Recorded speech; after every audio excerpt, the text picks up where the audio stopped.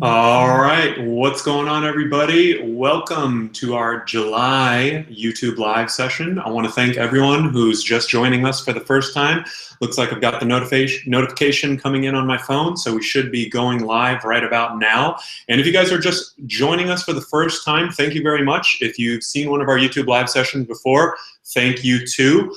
We do these every single month, and typically we go over a format where we cover sort of the top news stories, everything that's happened. There have been some big news stories this past month, any couple app updates, so whether it's the Uber or Lyft apps or other apps that drivers are using, and then we'll spend most of the rest of the time, so almost all of the time, going over a live question and answer session. And we've been doing these now for about 6 months, and so each time we've gotten more and more people. I think last time we were actually up to 300 live viewers. So if you guys were one of those 300, thank you very much. Make sure you stay tuned to the end too, because we're going to be doing a giveaway. So looks like we've got some familiar faces here in the chat.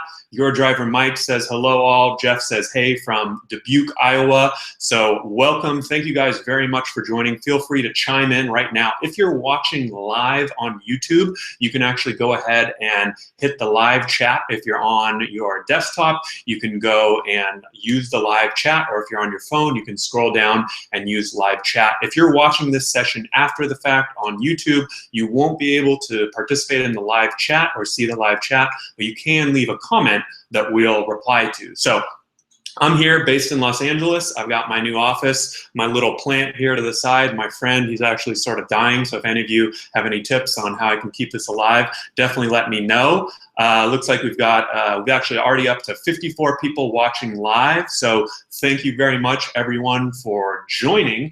And last time I think we got all the way up to 300 live viewers, which was awesome. Hopefully today we'll actually be able to break that. So if you guys want to go ahead and give this video a thumbs up right now, give it a quick share, go on Facebook, go on Twitter, wherever you know the drivers are hanging out, feel free to share this with them, and you know, we can get started. So like I said, we're going to start by going over some top news stories, latest app updates, and then we'll spend all of the time doing a question and answer session. At the end, we'll also do a giveaway. So congrats to Michael B, who actually won the NAVD giveaway on last month's YouTube live session. So the NAVD was a pretty cool heads-up display that we gave away on the last time. So I think I have one more NAVD left to give away. So if you guys, well, I'll let you guys know, or I'll let you guys determine if I should give away the NAVD at the end, or I guess I've also got Rideshare Guy swag, which some people like too. So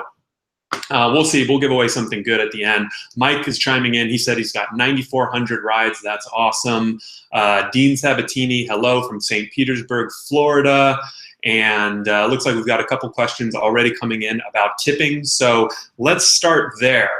You know, the big news, I guess I would say, over the past month, we already knew on the last YouTube Live that Uber was going to be launching tipping. But last week, Uber actually launched tipping in over 100 cities. So a lot of people have tipping now. Not everyone. So if you don't have tipping yet and you're in the US or Canada, it will be active by the end of July. But for the most part, almost everyone, or a majority of drivers, do have tipping at this point. And we've got a good article in the blog, and a video on YouTube about how the tipping works. You got to make sure that you opt in. So if you're a driver, once tipping is live in your city, make sure that you opt in, and then that way you can receive tips. I went out and took a bunch of rides as an Uber passenger because I wanted to see how it was going to work. And the first 3 drivers I took didn't have tipping enabled. So it was sort of like I was trying to give them a tip, but they didn't understand. So Christian will go ahead. He's in the comment section right now and of the YouTube live chat, and he can leave a link to that article that we wrote all about tipping. Otherwise, you know, it looks like we've got our first couple tipping questions coming in. Marshall says, will on-app tipping help? At least they will have a chance if no money. I'm not really sure exactly what that means, but you know, I think this is a feature that's actually going to definitely be a net positive for drivers. I know some drivers maybe prefer cash tips, or maybe prefer, you know, getting whatever. I don't know why exactly some drivers don't want to see that tip option. But I know for me, I think it's going to have a definite positive impact. Uber is testing a few different screens that I've seen. So anything, but basically, depending on the length of the trip, the shorter the trip, the more the amounts are going to be. So you might see like a $0, $2, $5 on a short trip, and then on a longer trip it might be 1, 3, 6 or something like that. So that's definitely something Uber's testing right now. So Uber tipping is now live in 100 cities. I'd be curious to know from you guys where tipping is live. Have you started receiving tips? What's it been like? And what's your experience been like? I will say that we've talked to a lot of drivers initially about what it's been like and sort of how many tips they're getting. And as you can imagine, riders aren't immediately tipping a ton of money or tipping on every single ride. And I think it's going to be some time. Passengers also need to update the app. So definitely make sure, that you're kind of talking to your passengers if that comes up and letting them know that they need to update their app. I see Rideshare Genius is on there, and we just worked on a video together about the in-app tipping. So what's up, Rideshare Genius? And then I see a good question come in here from Pepmon. So he says, Uber offers an option of $0 instead of saying no tip. So actually what Uber is testing right now is an option where you'll see three different tip amounts, and the first one is either $0 or no tip. And as we covered in our article, one of the possible explanations is because, for a rider to like physically select no tip, they kind of have to be a real dick to do that, right? They have to not only not want to tip, but they have to say, hey, I don't want to tip. So I don't know if Uber designed it that way because that's what they were thinking, or just because that's how they designed it. So I'd be curious to know, what would you guys like to see? What options would you like to see? We also talked about in our article whether we should do a percentage or should Uber do dollar amounts. And I think on shorter trips, where you're only making $3, $4, $5, $1 or $2 tip is actually a lot of money, right? That might be 30, 40% of the ride, whereas a percentage, right, 20% of a $5 ride is not a lot of money.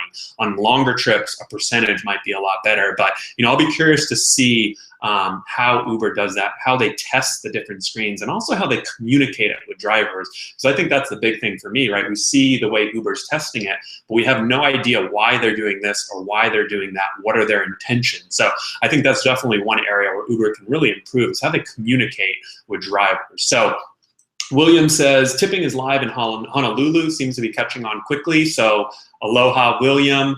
And let's see, Cellmake says, what if passengers don't want to update the passenger app? Will they be able to keep using the passenger app without updating? What would be their motivation to upgrade? Well, I guess I would say that just in general, Uber is always updating the app, right? And I know for me, for example, when I plug my phone into a charger and I'm on Wi-Fi, all of my apps update automatically. So I think for others, they may not update instantly, but over time, they're going to update. And I think most people tend to keep their apps updated just because that's the way to get optimal performance out of it, and these companies get rid of bugs and things like that. So that's definitely something to keep in mind. Let's see.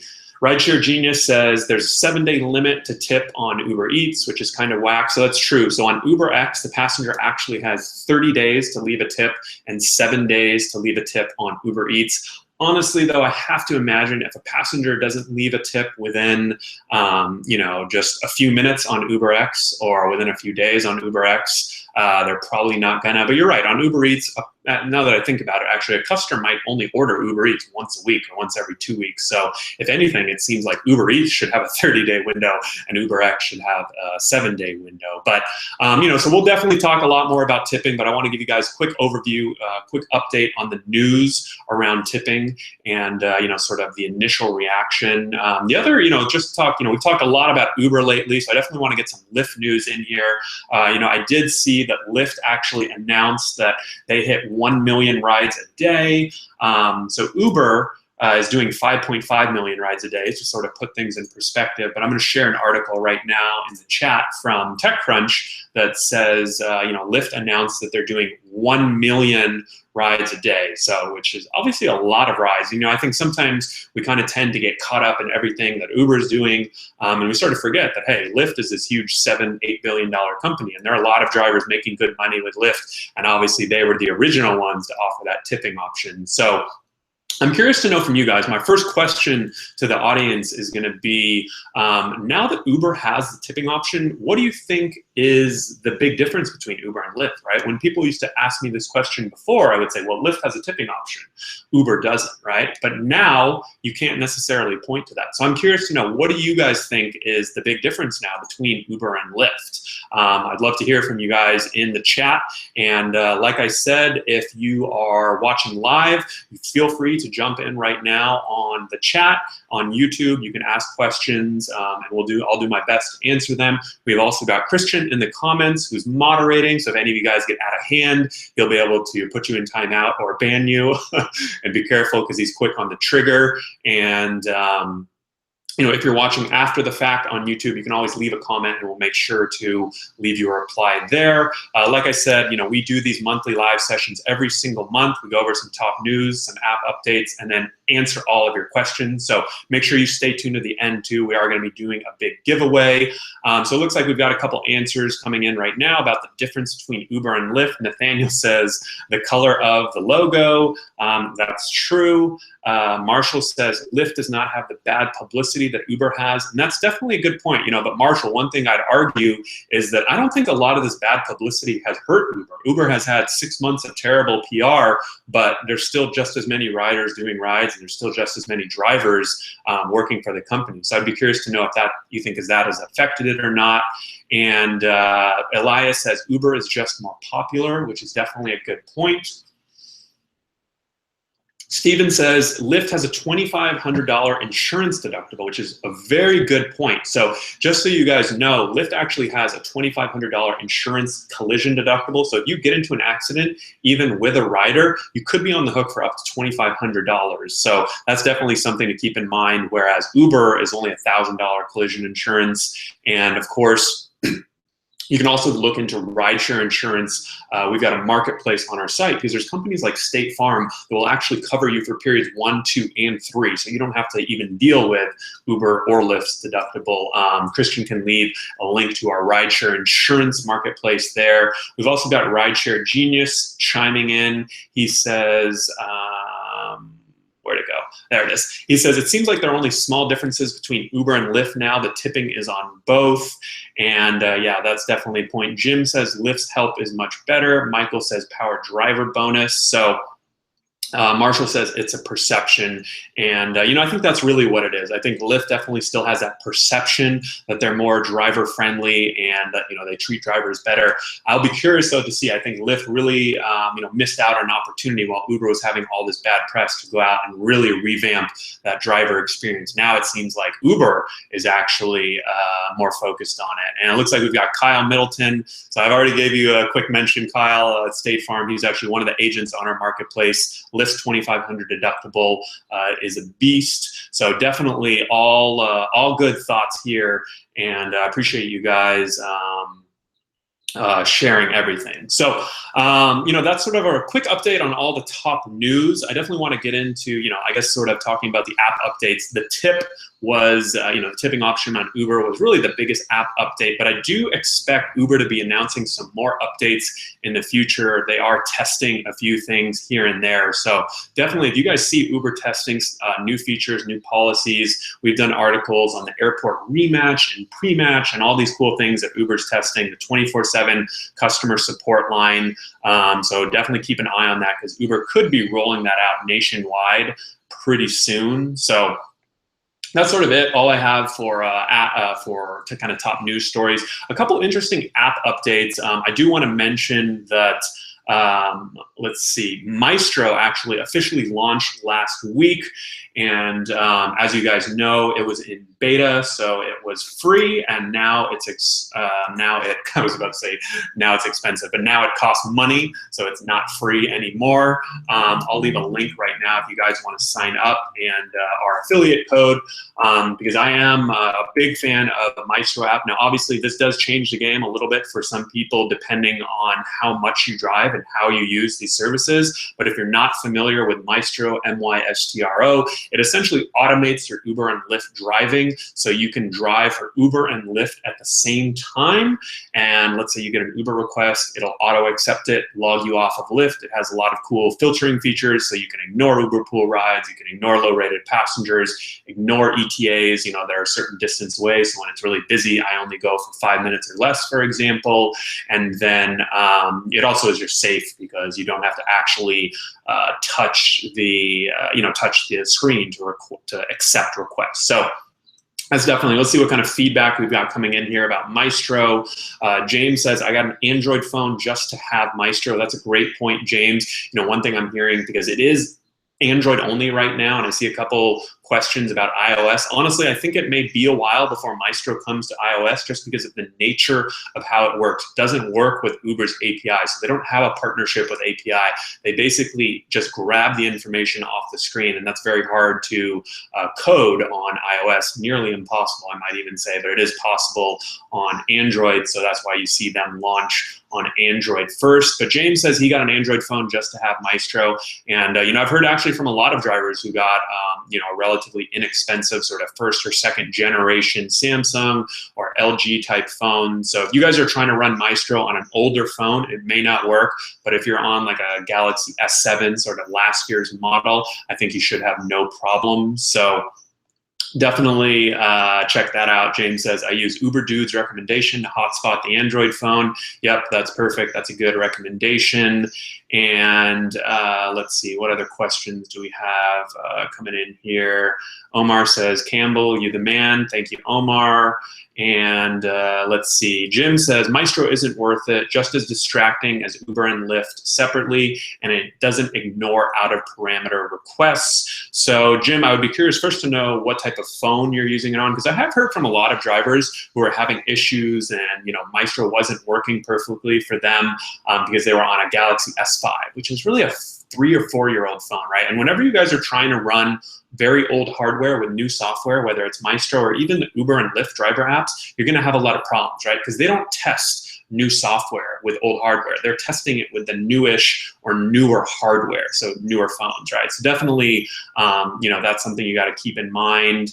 Let's see, Powerful One says, I bought the year subscription for the beta price. Mystro still isn't perfect, but it works. And yeah, I definitely think that honestly, if you're gonna go for Mystro, that annual price is probably what you wanna do. And James says, I use the Amazon Moto G Plus 5th generation. I'm not super familiar with that phone, so I don't know how old it is, but Michael says, any thoughts on the best Android phone? Well, I can show you what I use right here. I've got the Galaxy S8, and I actually have a review of this on the YouTube channel. Personally, I'm a big fan of Samsung phones. I've tried LG. I've actually switched from iPhone to Android about 6 years ago, and sort of, you know, I'm not a big, I don't say you have to have Android over iPhone, but I've sort of stuck with it, and I think that, you know, iPhones are about the same as Android, but hey, whatever you're comfortable with, and you know, now that I'm all on Android, I'm sort of comfortable with that. So that's definitely, you know, the phone I use, the Galaxy S8. The Galaxy S7 is also good. I sold my old S7. Christian is commenting that he uses my old S7. I sold my S7 to Christian. I gave him a good rideshare guy price though. Didn't charge him too much, hopefully. And yeah, so I mean, that's sort of what I recommend as far as when it comes to phones. So Powerful is saying, I've sent 5 or 6 issues with Mystro on Google Pixel, works 85% of the time. Yeah, definitely. I think it's still not perfect, but I do think they're working hard to get rid of a lot of the bugs. So, you know, with that being said, you know, one other thing that I want to mention to you guys that I've been seeing a lot of lately is actually Uber phishing scams. So Christian wrote a really good article about scammers trying to take drivers' money, and I want to do a quick public service announcement right now because I've received probably 6 or 7, maybe more emails, tweets, Facebook messages in less than a few days about this happening. And it seems that last week in particular, there are a bunch of scammers going after drivers. So Uber is never going to call you guys. They're never going to ask for your information. They're never going to ask for debit cards or ask you to input or anything like that. And what this scam, what was happening was, riders were requesting rides, and then once you request a ride, you can call the driver, right? And so these riders slash scammers were calling the driver and offering them some bonus, telling them how amazing of a driver they were, and saying, hey, we have this offer for you, but we need you to log into your account and do something with instant pay so that it would cash out to the earnings. So definitely make sure that you guys are careful around any calls that you get. Honestly, Uber will never call you. So I really, if you ever get a call from Uber, I would really be hesitant to accept or kind of even listen to them. So definitely want to give you guys just a little quick heads up about that. I see a question coming in here. Lindy is asking, how do you turn on tipping in the Uber driver app? So once tipping is live in your city, you'll actually get a notification that says, hey, tipping is now live. When you scroll through your home feed, you should also see it. And then you just have to go and opt into it, sign a new agreement.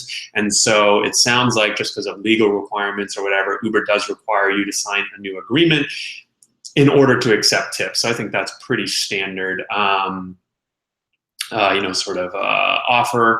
So, let's see, James says it's lame that Uber requires both riders and drivers to opt in tipping, and I agree, but I think at the same time, I'm sure it's for legal reasons, right? Because I know some drivers have certain agreements with Uber, whether it's for exchange or other programs, and so Uber, whenever they add something this big, they sort of need you to opt into a new agreement. So I do agree that they probably could have gotten drivers to opt in a better way, but I think the opt-in in general, like that has to happen. I don't think there's a lot you can do. Michael says, I got one of those scam calls. So, and Music City Driver, I've heard of those scams too here locally. Honestly, in the past week, I got the most number of emails I've ever gotten about Uber scams. So that's why I wanted to make this announcement on the YouTube Live.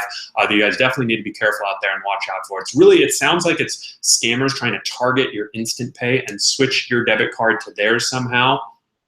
So definitely be careful about that. If you're ever unsure, just hang up or message Uber directly via the app, and then that way you can kind of figure out whether it's legit or what's going on.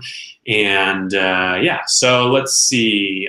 Martin says, hope you'll spend a minute talking about private insurance companies canceling policies when begin to drive. So Martin, that's a good point. In order to become a driver with Uber and Lyft, all you need to be approved by Uber and Lyft is personal insurance. Whether you have Geico, State Farm, Allstate, whatever it is, you can actually be approved to drive with Uber with that personal insurance, but you're not fully covered, right? We've got a really good articles on our site, on our insurance marketplace, which we already shared the link, we can share it again. But basically, when you're on a trip, or en route to a passenger, so that's gonna be period 2 or 3, so that's what Uber refers to it as, you're covered by Uber. You have $1 million liability policy, collision policy with $1,000 deductible, but when you're online and waiting for a trip, that's when there's a gap. That's when Uber covers you at very low liability limits and no collision coverage, and your personal insurance won't cover you. So that's where rideshare insurance comes in handy. Now, there's some companies like Geico, for example, if they find out you're driving for Uber and Lyft and you have a personal policy with them, they'll actually send you a letter and cancel your policy unless you send them back a letter stating that you're now no longer driving for Uber and Lyft and show proof. So I think they're the only company I've heard that will actually proactively cancel your policy if they find out. But that's definitely another good reason why you want to look into rideshare insurance. And like I said, we have a marketplace on our site that will list all the options by state. And there's so many options these days, it sort of behooves yourself to at least go out and get a quote. We've got Kyle Middleton from State Farm, who's actually one of our agents on the marketplace in the chat right now. So if you guys have future other questions, feel free to pop them in to the chat, and I know he'll be happy to answer them. As Bob says, State Farm covers all tiers 1, 2, and 3. And I'm not just saying this because Kyle's in the chat right now, but I think that's really valuable to you as a driver because you don't even have to deal with Uber and Lyft's insurance if you go with State Farm. I believe they're one of the only companies that offer that full period coverage. Yeah, and it sounds like Bob is the man, Kyle. I don't know if you two are collaborating or what, but just kidding. So Let's see. We've also got Sergia Sanchez says, I was not aware that I could deduct the mileage from ride to ride. I feel really cheated myself. Can I safely just double the mileage I came up with from adding up all my daily summaries? So that's a good question. If you guys are just getting started or you're sort of wondering, hey, what do I need to do as a driver when it comes to mileage or taxes? The one thing that you should do when it comes to mileage and taxes is track your mileage, right? Uber will only provide on-trip mileage. So they're only going to provide mileage when you're basically logged on to the app and with a rider. But what about all that time when you're logged on, but you're driving to a passenger or you're driving around looking for a fare? Uber doesn't provide that. I believe Lyft does. In our tax article that we've written on sort of our tax guide, which Christian can share in the comments, we sort of lay all that out. But basically, if you want to get the full mileage deduction, you're going to want to track mileage on your own. The two apps that I recommend, and I'm sure other viewers can comment right now what they recommend. Stride Drive is a great one for Android or iOS. It's completely free. It's great at tracking your mileage. We have an affiliate link for that you can go to rideshareguy.com/go/stride. I'll leave a link to that in the notes if you want to sign up with our link. And there's also QuickBooks Self-Employed, which does mileage tracking, but it also gives you a detailed sort of financial overview of all your income, all your expenses, and you can sort of really go in depth. You can invoice people. You can do a lot there. So that's sort of like the next step up if you want to really take your game to the next level. But I definitely recommend at least at a minimum tracking your mileage, because let's say you guys go out and drive one night and make $100, right? If you drove 100 miles to make that money, the IRS allows you to deduct 54 cents per mile. So you would get to deduct $54 from your $100 in earnings. What that means is that the IRS, when you do your taxes at the end of the year, the IRS will only see you report your net income of $46, and that's all you have to pay taxes on, right? So you only pay taxes on $46 instead of $100. So it's definitely really beneficial to you guys. And if you're savvy, right, if you're driving a car, if you bought, a used Prius and you paid all cash for it, your operation cost, right, to actually operate and pay for gas and insurance and everything might be closer to 20 to 30 cents a mile. So you get a huge reduction, even though that's what it actually costs you to operate your car is a lot less. So that's definitely a good point. QBSC, Troy says, QBSC costs, I think it costs $5 to $10 per month, depending on where and when you sign up with it, but you can deduct that cost too, so that's a great point. These mileage tracking apps, if you use a paid one, or even if you use Maestro too, all of these apps that help you run your business are fully deductible as long as they're 100% for your business. So definitely make sure that you do that. Looks like we've got a lot of people in here using QuickBooks. John, Troy, everyone's recommending QuickBooks, which is great because they're an advertising partner with us. So I'm glad that you guys are actually enjoying their product and using it. And your driver Mike says, I write down my mileage manually, but either way it's fine. Just make sure you keep your records. Boom, Mike, that's the old school method, but hey, it works, right? When you leave your house, what I used to do before mileage tracking apps, when I left my house, I would refresh the odometer. When I got home, I would see what the total was, and then that's the number I recorded. What's most important is that you're doing something though, right? Whether it's a spreadsheet or an app or Stride or QuickBooks, make sure that you're tracking those miles so you can deduct them, because you will run into trouble or you won't get to take that full deduction if you don't do something like that. So definitely check that out. Billy says, I use TripLog app and it's $29.99 a year. That's another great recommendation. There's lots of different options. So definitely, definitely check that out. Christian says, I always say it costs 2 Starbucks coffees. That's a great way to look at it. With some of these apps like Mystro or QuickBooks Self-Employed, I got a lot of emails when Mystro raised their prices and people said, oh, I can't afford to pay 10, 15 bucks a month. And I started thinking to myself, hey, 10 bucks a month, it sounds like a lot, but when you really think about it, that's literally 2 Frappuccinos at Starbucks, right? Maybe even less if you get extra double shot or whatever, right? So when you think about these, I'm probably like you guys, right? I don't like having a lot of expenses, especially recurring expenses, right? Things that are gonna charge me every month. But if you can look at it sort of holistically from a high level view and say, hey, if I pay 10 bucks a month for QuickBooks Self-Employed, but at the end of the year, it saved me hours of time and it saved me a ton of money come taxes, that's totally worth it, right? If it even gets you one big deduction, you know, that could make up for itself right there. And I think the same thing with Maestro. If it prevents you from getting into one accident because you're not staring down at your phone, that's a huge win for you, right? That's not just going to pay for itself. That's going to pay for itself times 10. So that's really the way that I would look at some of these apps. And if you don't see that clear value for you, then hey, no need to buy the app, right? Go for something free or don't use it. So that's definitely sort of my recommendation with those paid apps. That's sort of how I would look at it, okay?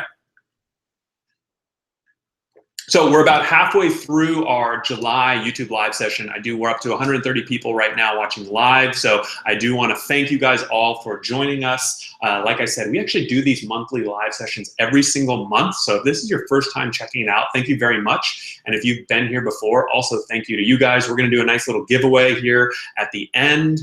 And if you haven't subscribed to the YouTube channel, definitely make sure you do that, because we release 2 to 3 new videos every single week covering all the topics that you guys are asking us questions about, what's going on in the industry, and it's all in video format. They're nice and short and easy to digest, so hopefully you guys enjoy it. Keep coming with the questions because we've got a lot more time to go. And like I said, we'll be giving out a little prize at the end. I think today we're going to be giving out actually a NAVD, which is a heads-up display. I think this unit is right now listed at like $400 or $500. So last YouTube Live, we gave one to Michael B, and he just emailed me telling me that he loves it. He's been using it, so awesome. Hopefully you're on here, Michael, checking it out again. And make sure you stay tuned to the end, because I'm going to have that NAVD giveaway, and I'll let you guys know how you can enter.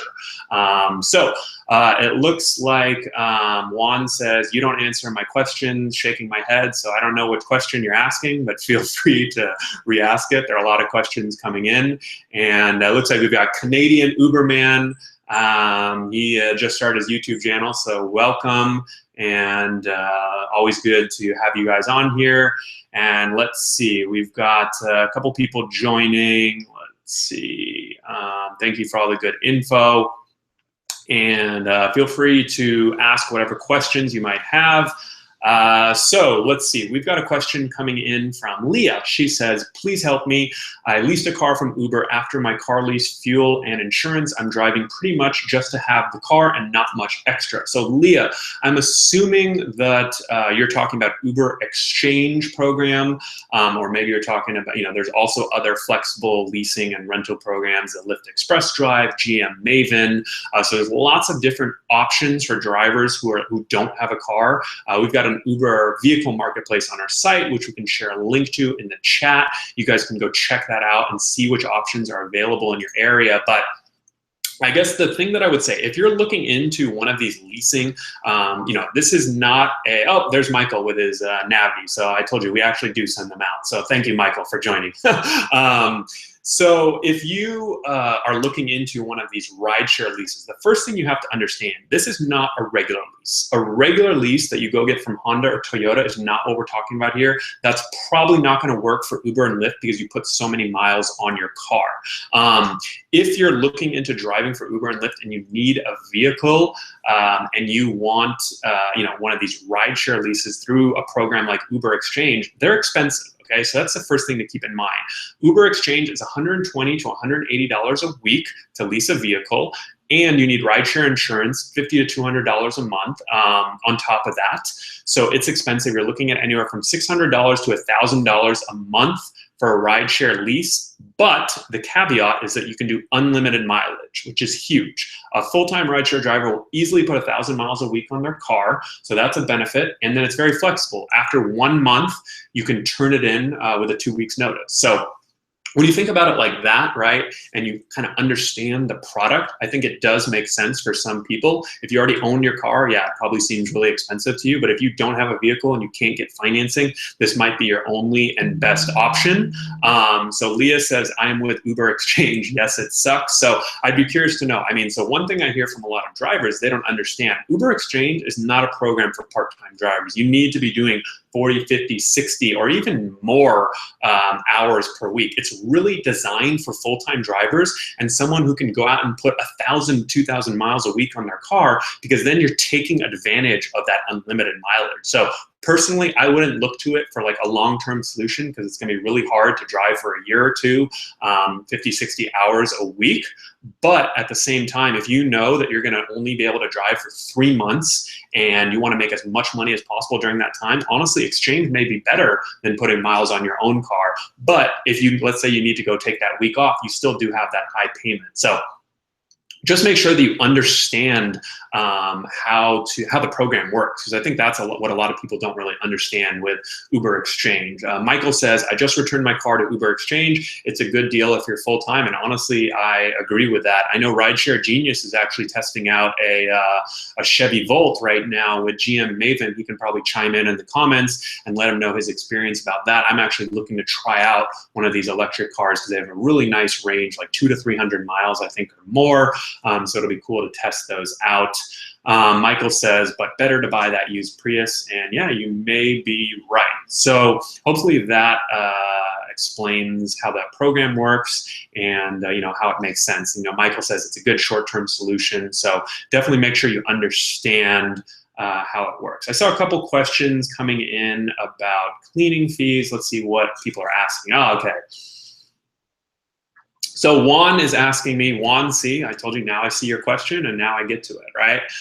Juan is asking me, what do you think of cleaning fees? They made a mess in the car, but it was very minor and could have been cleaned with $5. When is it appropriate to report a cleaning fee? So what I would say is there's no hard and set rules, but when I report a cleaning fee, it's because I can no longer work or I need to spend time out of my day to fix this spill, right? Or to go in and anything that's going to affect my earnings, right? If someone leaves like a bunch of dust or, you know, a bunch of sand or something on the seat and it takes me 5 seconds to wipe it off, that's annoying. Maybe I leave the passenger a lower rating, but I'm not going to request a cleaning fee for that, right? I think cleaning fees should be reserved for those times where someone, you know, spills a liquid, right? And you need to now go take time to dry it off or clean it. Obviously, if someone vomits in your car or even the outside of your car, right?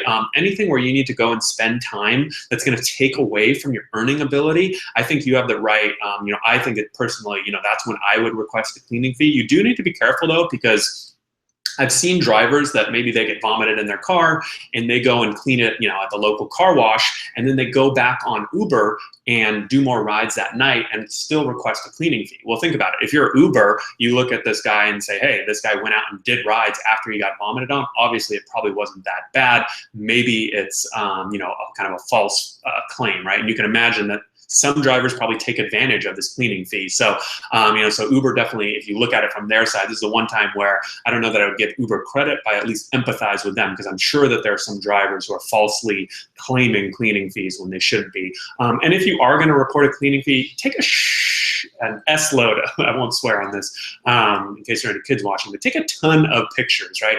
I've seen people submit cleaning fees and they'll take like 3 pictures that you can barely see and it's really dark and no lighting and it's really hard for even me to see if it's throw up or what it is. I mean, digital pictures are free. Use the flash, take 50 pictures so that you have ample evidence so that you can make sure you get that cleaning fee. Hopefully that answers your question. Juan, let me know if you have any follow-ups.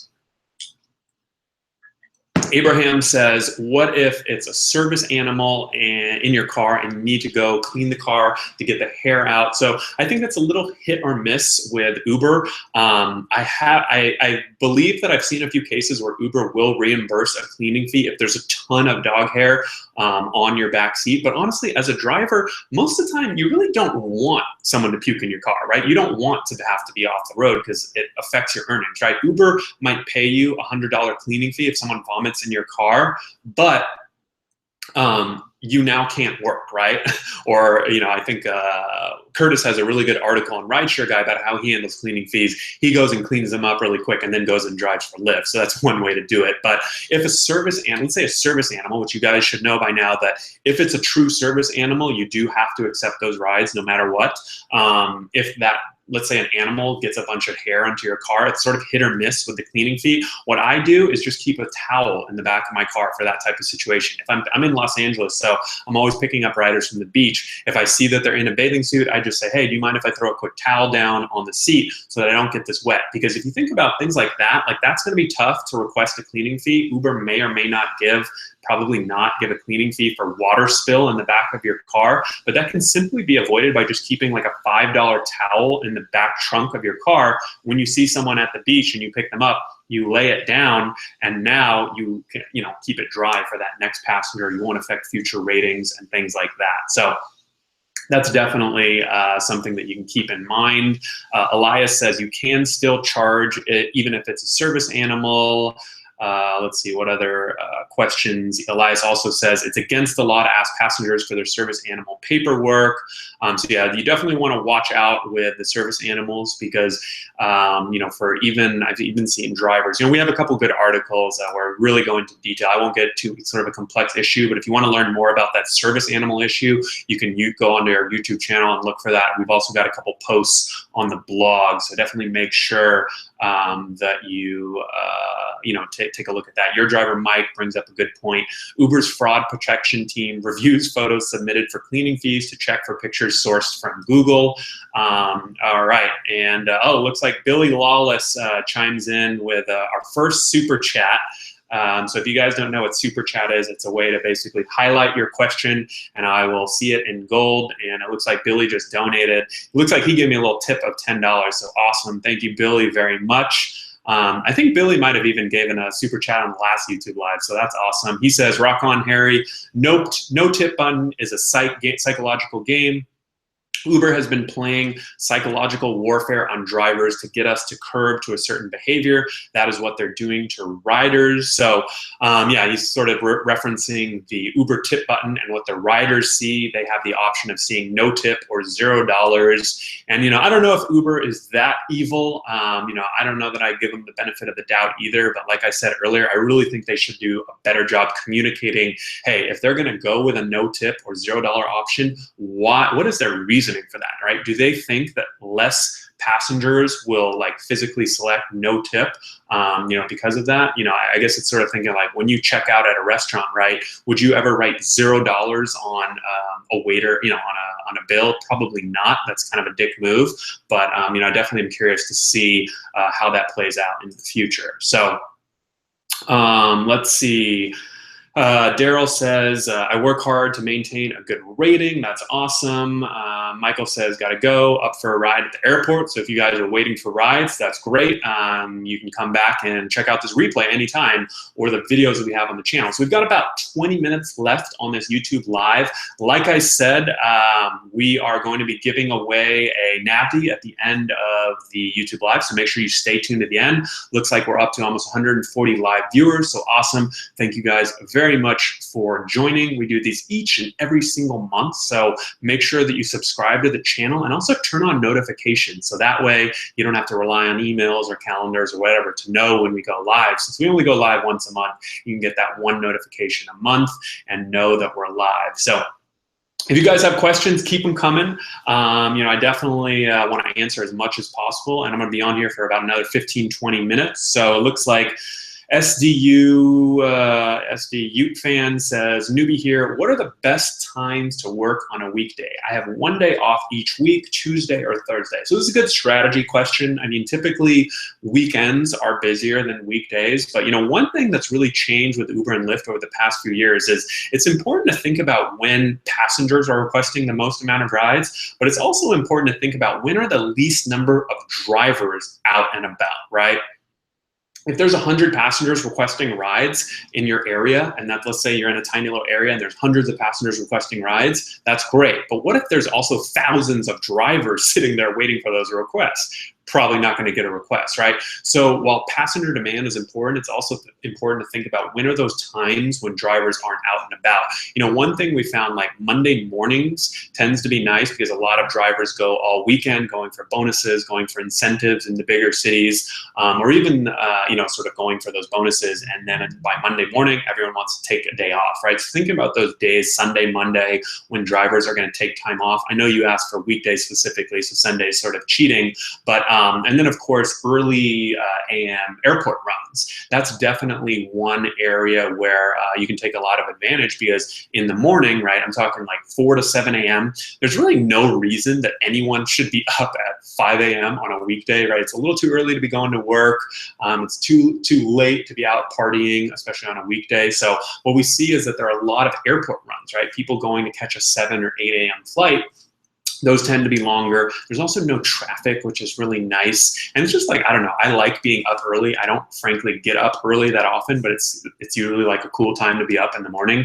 And there aren't a lot of other drivers who are willing to get up at that time. So even though there may not be a ton of requests, they might be good long requests, lucrative, and to the airport. So that's definitely one strategy that you can use for those weekday rides. And then just another quick thing, you know, on Thursdays, for example, Thursday's a big college night in a lot of places. That's when concert starts happening, bars start popping off. So that's definitely, Thursday night could be a good time to drive too. Let's see, what other questions do we have coming in? When will Nashville, Tennessee have the tipping option? So if you don't have the tipping option yet, it should be in every US and Canadian city by the end of July 2017. So I did see a couple questions earlier about DoorDash and Postmates. If you guys want to ask that again, feel free. Scott's also chiming in. LAOC, go 4 a.m., lots of airport runs. So that's sort of a little trick that you know, I think a lot of new drivers don't really think about, but that's a great tip. And John says, also go get yourself a business card. Sometimes you can generate great cash rides from that. And let's see, Mending Mind says, I'm an ATL hub person and I was able to drive Lyft in Ohio. So that's true. You can actually drive Lyft in any state in the country or any city in the country, whereas with Uber, it's actually a state-by-state basis. So I'm here in California, for example. I can pick up anywhere in any Uber city in California, and I can go drop off anywhere, but I can't, for example, go to Nevada and pick up an Uber rider, but I can with Lyft. So that's definitely something to keep in mind. Looks like we've also got some questions coming in about ratings, about minors. Keep them coming. Let's see, where do we go? All right, so I just answered Dave's question about picking up rides in another state. Robert asked, how do you handle multiple stop trips? Sometimes they take forever. So I guess you're talking about maybe drive-throughs or things where the rider is going to take a long time. So obviously, as you guys may know, you don't get paid a ton for the waiting rate, right? I believe Uber is like 8 cents a minute to wait. And if you calculate that out, it's probably below minimum wage. So typically it's not very profitable to sit there and wait for a passenger for 10 or 20 minutes, right? Now, if you are at their pickup location, you can obviously cancel the ride after 2 or 5 minutes, depending on the type of ride, and get a cancellation fee. But what if you have a passenger, let's say you are going to from you know, point A to point C, and they want to make a stop in the middle at point B at a restaurant and go pick up some food. I sort of handle this on a case-by-case basis. If it's a super long ride, I tend to be a little more lenient. I might wait a few extra minutes, but it's also important for you to educate the passengers, right? Passengers don't know that you get paid crap for waiting, right? So if you are going to a place, like let's say they want to stop at In-N-Out and sit in the drive-thru for 20 minutes, in that situation, I'll say, hey, you know what? I'd love to be able to give you to wait with you here in this drive-thru, but unfortunately, Uber just doesn't pay drivers very much for their waiting rate, right? We only get about 5 cents per mile. You can exaggerate a little, and you know that actually only works out to a few dollars an hour, which is below minimum wage. Sort of guilt trip them in a little bit and provide them a solution though. Don't just say, I can't do this. Say, hey, you know, explain that, and then say, but, you know, I can drop you off, and then when you guys are ready, you can request another ride, and you'll probably be able to get a driver really quickly. So it's not the ideal situation for them, but it's also at the same time, you want to run your business in the most profitable way. So that's sort of how I handle those situations. Hopefully that's what you were asking, and let me know if that answers your question. Let's see. We've also got a couple questions coming in from, how do we know how many riders there are in one request, from Martin. I'm not sure exactly what you mean, but as long as there's 4 passengers or less and you're on UberX, it should be fine. Doesn't matter. I'm going to start going through these questions a little quicker.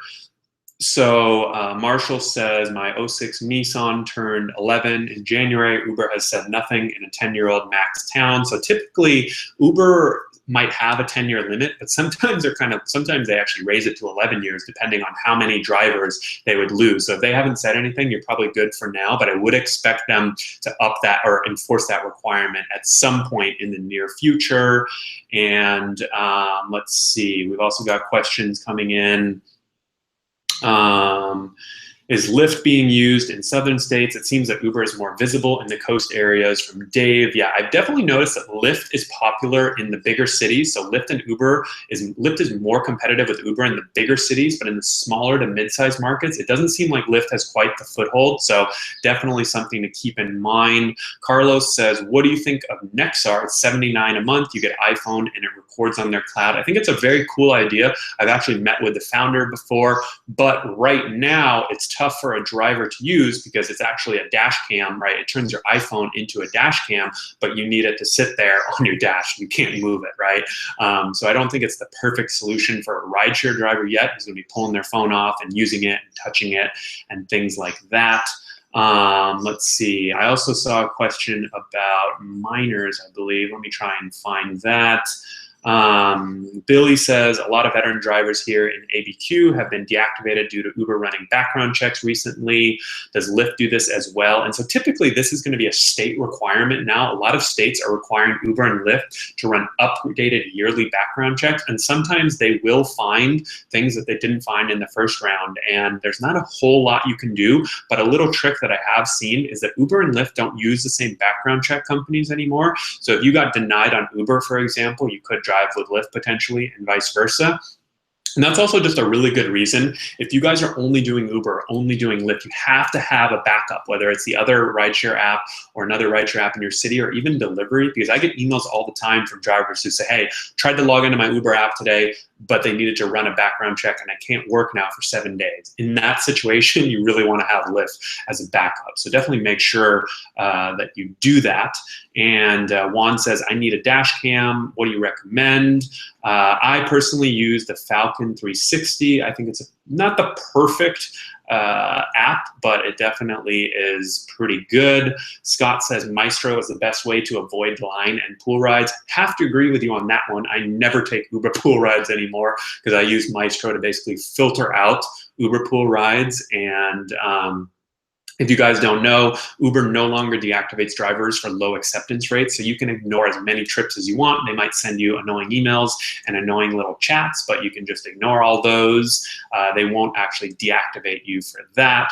So Alan asks, handling under 18 passengers, did you cover that? So occasionally you will get a request for a minor, right? Someone who's under 18, and this is a tricky situation because in places like California, it's actually against the law, or against even like the CPUC, which is the California Public Utilities Commission. It's against their rules. I don't know if it's against the law. I believe it's against their rules to transport a minor. And really what it boils down to is there's increased risk on those, liability, right? Increased liability on those minor rides. What if these minors have been drinking and they, make a false accusation against you, right? This is where honestly, so whether you do these rides or not, because it is against Uber's policy in some states, if you have something like a dash cam to protect you, then I think that, that's the best solution, right? So if I look at it like, hey, I'm not going to be doing anything wrong, why wouldn't I give a ride to these minors? As long as you have something that, hey, can validate you, I think that,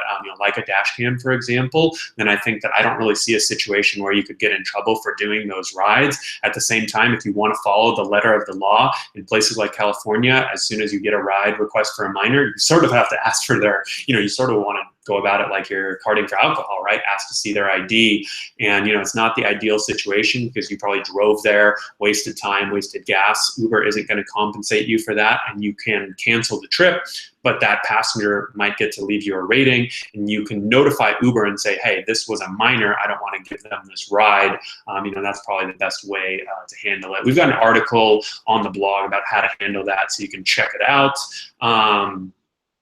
John says, I have a Falcon 360 for sale in New York City, so definitely check that out. Dave says, I just started receiving your emails about your training programs. I'm definitely interested in your expertise. For starters such as me, what is my expected beginning training cost? So Dave is referring to the course that we sell, and I guess I'll do a quick little plug for my course. Let me pull it up for you guys right here, and I'll share the link. But basically, yeah, so if you guys do like these videos that we're doing, if you do like the YouTube channel, we do actually have a course that we sell. It's $97. I just left a link in the show notes right there. It's going to walk you. It's really good for, honestly, probably beginners to intermediate, and even the advanced drivers who are looking to kind of retouch on things, but really walk you through everything from getting started to how these apps work, strategies, everything that I've covered today in this YouTube Live, almost everything will be in there. And of course, we have a 2-week return policy, no questions asked. So if you hate the course or you hate looking at me, you hate my voice, you can just return it and no hard feelings. So let me know if you guys have any questions on that. I'm gonna go for about 5 more minutes here, so make sure you get your last questions. I'm also gonna do a quick little giveaway in about 3 to 4 minutes. So if you guys have made it all the way to the end, thank you very much. You just need to wait 3-4 more minutes. I'm gonna do an awesome NAVD giveaway. This is like a $300, $400, $500 product. I don't even know what they're selling it for right now, but it's a really cool heads-up display that you can install in your car. So definitely hang on for just a few more minutes. And let's see, Canadian Uberman says, I like your voice, thank you. Let's see, we've got a couple other questions coming in. We've covered a lot of tipping stuff. Let's see, Brian says, hi Harry, I just signed up for Postmates last Friday. I have not received my prepaid card. How long does it take until I get it? So it's been a while since I signed up for Postmates, but I believe they have online orientation now, and it shouldn't take more than a week though. I would actually send an email, contact Postmates, go to their help site, and I can help you find that offline if you don't know where it is, but it really shouldn't take more than a week so you guys can get started. Sometimes with any of this stuff, whether it's Uber, Postmates, DoorDash, it's really in your best interest after a few days goes by to just follow up with them and you know, go and take care of that way. So Brad says, have you ever sat in the back of your car to see what the passenger sees? So I don't know if I've ever sat in the back of my personal car, but I take rides all the time. And that's actually one of my most popular videos on YouTube. It's my #1 piece of advice for new drivers and really any drivers is to go out and take rides as a passenger, because you'll learn a ton, right? You get a request, or you request a driver, you see, hey, they're a 4.9 star rated driver. I'm a 4.8. What do they do when I get into the car that I'm not doing? Or what are they not doing that I'm doing? So I think it's a really great way that you guys can learn about what it's like from that other perspective. So Leah says, hey Harry, I've had a few people get into my car so drunk they pass out, and upon arriving at their destination, it's been difficult to wake them up to take my next ride. I almost called 911 on Saturday. So I've honestly got the perfect video for you. If you go probably to Google or YouTube, you can actually search this on our channel, what to do about a passed out passenger. And I think I did even this, maybe it might've been a guest post on Uberman's channel, but it's a little bit of a complicated situation. So definitely make sure you go and check out that video, because it's a potential liability situation, right? You don't want to touch or like poke or, you know, like molest this passenger, right? Not molest, but you know, this passenger could wake up and think that you're doing something to them. Again, it kind of all comes back to that dash cam, right? If you're recording this all video and audio while you're trying to wake up this passenger, right? What I've done is just play really loud music, honk the horn, try to get them to wake up without actually physically touching them. Because you know, that's one area where you want to be a little bit careful. So that's another time where that dash cam really comes in handy. Let's see. So we've also got Dan. So I'll answer 1 or 2 more questions here. Canadian Uberman says, how are you so comfortable in front of the camera? I know this isn't Uber related, but I spent 2 hours in front of my camera to record my first 3-minute video. So I do appreciate that. And so I guess what I would say is it takes a lot of practice, Canadian Uberman. You know, if you go back and look at my first videos, I wasn't nearly as comfortable. If you go and look at my first YouTube lives, I wasn't nearly as comfortable. I've done a lot of these now, and I think that really what's important is to be yourself, but also just be authentic, right? I'm not trying to be someone I'm not. I'm not saying, going out and saying, guys, you can kill it on Uber right now. You can make $1 million. I'm saying, hey, there's some good, there's some bad. Here's how it works. Here's my experience doing it, and sort of leveraging the feedback from my audience. So that's sort of my advice there. Feel free to shoot me a message offline, and I can definitely help you with that. So let's see, I'll answer one more question here. Well, this is an easy one. Forrest saying, do you tell the passengers that you have a dash cam? If they know, does it put passengers off? I actually have found that dash cams do a really good job preventing bad passenger behavior because they know they're on camera. So, you know, and then of course you do need to follow like state and local laws. So in California, for example, if you want to record audio only, audio in addition to video, I believe you need the passenger's consent. So you can put a little sticker in the back of your car that says, hey, you're on camera and audio. So that's how I handle that. And let's see, let's answer one more question and then we'll do our giveaway. Bob says, the first 10 minutes behind a podium or a camera is the toughest. Once you start, you become a ham and nobody can stop you. Great advice. Let's see, what question do we want to answer here to end this? Sergius says, any thoughts on rideshare companies not being more accessible? They are making millions from our hard work. Would it kill them to get 800 numbers? So I think this is a good question to end on. Uber and Lyft, well, let's talk about Uber. So Uber is testing 24/7 phone support. I actually called in the other night while I was driving. I have to say I was a little bit underwhelmed. I asked a simple question. It was right when tipping launched, and I had given my first ride with tipping, and I said, hey, I'm curious to know, when will tipping show on my ride request? Well, once they, you know, as soon as I end the trip and they leave a tip, should I see it right then and there, or do I need to wait till tomorrow? And what they ended up, they went away for like 3 or 4 minutes, and they came back and said it should show up instantly. So it was a long time to get a very simple question answered. So I guess what I would say is, you know, phone support, you know, customer service is tough. That's why you guys have me. If you have questions, you can ask them in this YouTube live, or of course send me an email.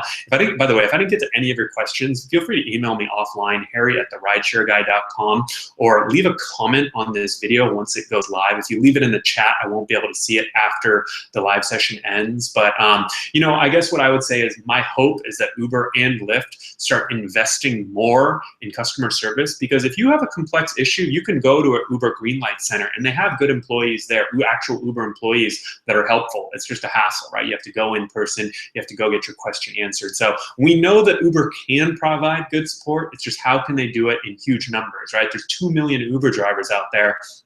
And so you can imagine they need a lot of customer service reps. So my hope is that it will get better in the future. I guess I would say I'm like cautiously optimistic. I don't think it's going to happen overnight, but for now, I think you guys are really going to have to be out there on your own. You know, sort of take a proactive approach, and you know, come to people like me or look it up yourself. So I think I'm going to end it right there. Let's do the giveaway right now.